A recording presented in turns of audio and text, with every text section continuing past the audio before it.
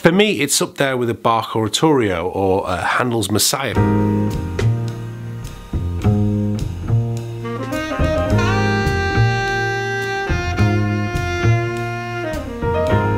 Hi there, welcome to today's vlog. In just under 2 weeks, in fact it would have been 2 weeks last Sunday just gone, I'll be performing A Love Supreme by John Coltrane in London, just across the road from Westminster Abbey, as part of a very special Jazz Vespers, where we're looking at the words of Reverend Dr. Martin Luther King and the music of John Coltrane.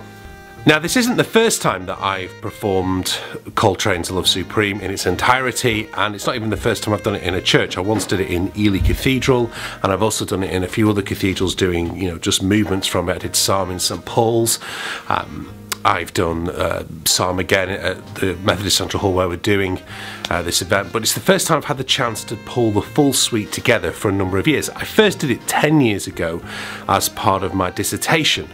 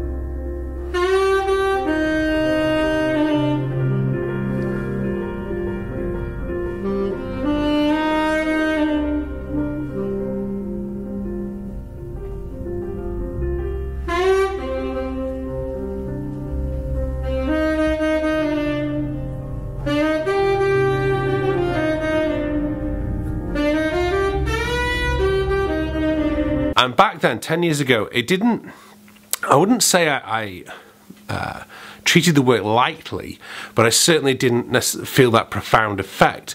But for me, it's still a work that should be played, because for me, it's up there with a Bach oratorio or Handel's Messiah. I think it's far better than Handel's Messiah. A lot of people talk about spiritual work, and I've said a lot of this stuff in this vlog when I spoke about the Coltrane film.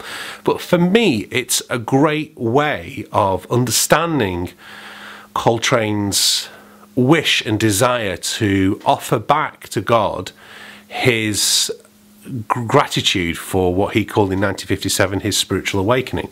And we're doing that, tying it in with the words of Martin Luther King, who was, as we all know, assassinated 50 years ago this month, and is commemorated on the west door of Westminster Abbey, just across the road from where we're performing it. So what I wanted to talk about in today's vlog is how I go about approaching playing A Love Supreme, and how I'm going about doing it very differently maybe than what I did 10 years ago when I first played it. Not forgetting, of course, a few years ago I actually played Psalm on the roof of Westminster Central Hall.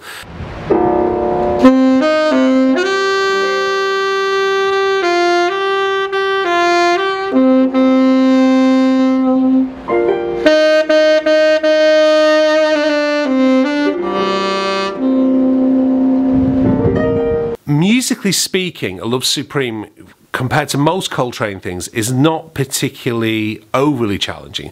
The second and third movements are technically, the third movement is quick. You've got to be on your guard. You've got to be able to move through the motif development that Coltrane does in the third movement. The second movement is essentially a blues. In fact, a lot of it is essentially blues, which for me is what marks it out as a great jazz work. You can still trace it back to the blues. But I'm always interested to try and convey, particularly in the psalm part, Coltrane's words through the playing.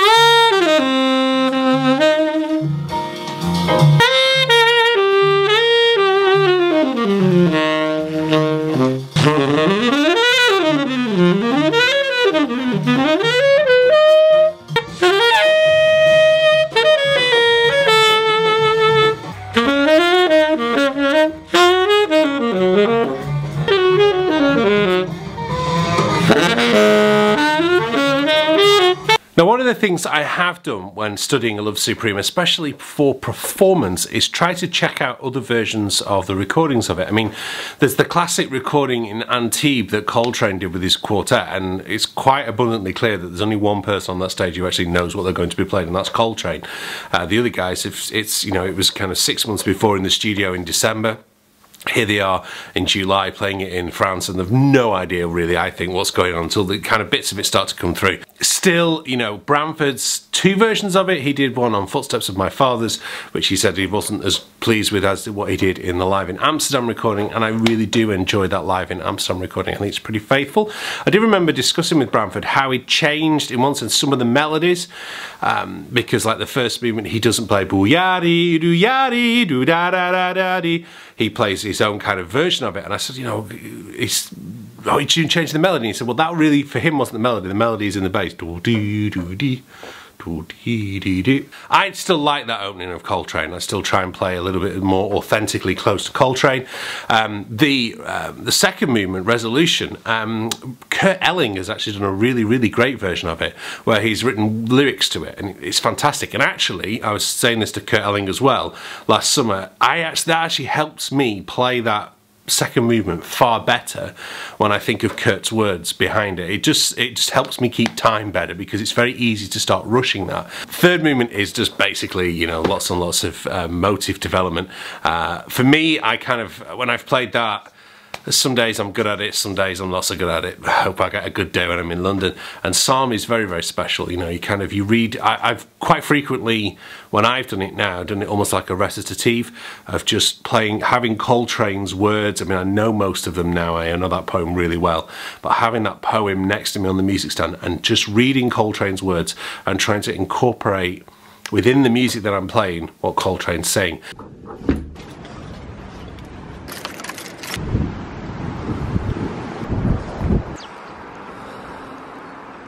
Now, one of the things I like least about the way my life is at the moment is the lack of time I get to read.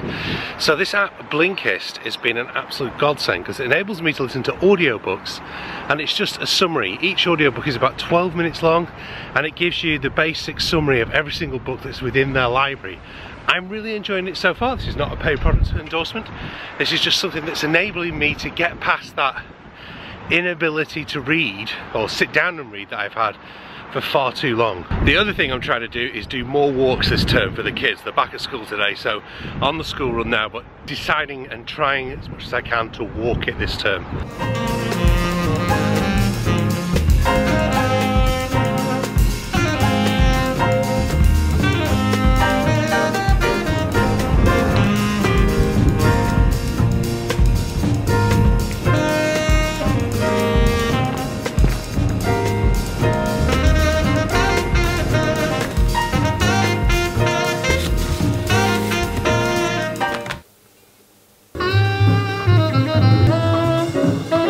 Now, it feels almost sacrilegious turning it down, but sadly, with the way YouTube is, it will slap a copyright notice all over my video and then I won't be able to show it to you guys. So I'm just kind of having another good listen to this as I finish the day. I've had a full day of teaching and it's been a great way to share some of these ideas from A Love Supreme with you guys.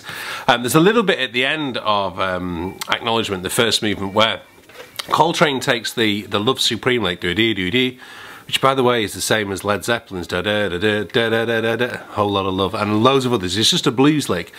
But one of the things he does is he takes that lick and just kind of takes it through all 12 keys. And I use the word carefully in a musical sense here. There's no kind of logical explanation of how you do it. I've tried many times to figure out what is he doing, because he's not doing it in circle of fourths, he's not doing it in tritone, there's no kind of way he's doing it, but he does manage to cover all 12 keys.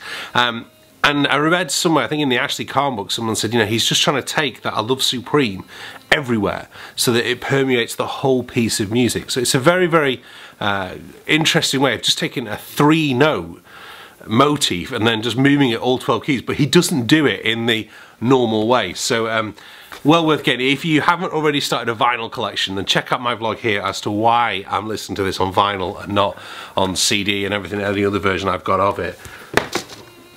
This is it here.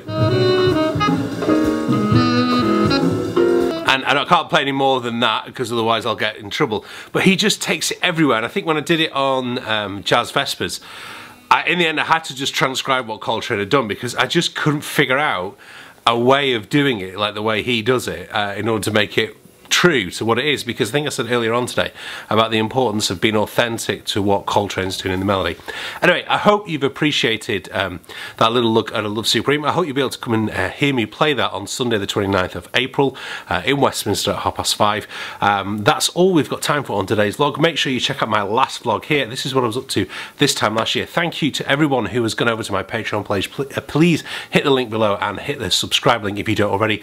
Thank you very much for watching. I will see you in a couple of days time. Thank you. Bye bye.